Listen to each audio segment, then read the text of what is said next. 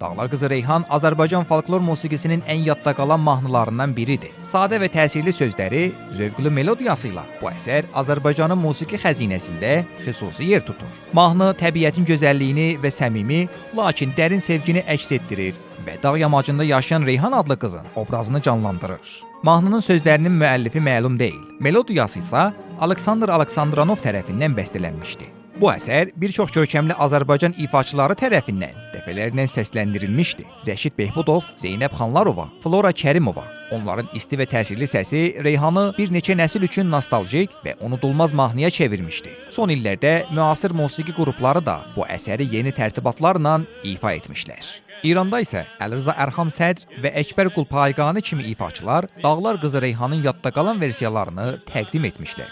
Vədud Müəzzinzadə isə mahnını Təbrizdə Duman serialının açılış mahnısı kimi ifa etmişdi. Bundan əlavə, bu mahnı populyarlığı səbəbindən bir çox Azərbaycan xalq və pop musiqisi qrupları tərəfindən dəfələrlə təkrar səsləndirilmiş və hələ də Azərbaycan musiqisinin simvollarından biri olaraq qalmaqdadır.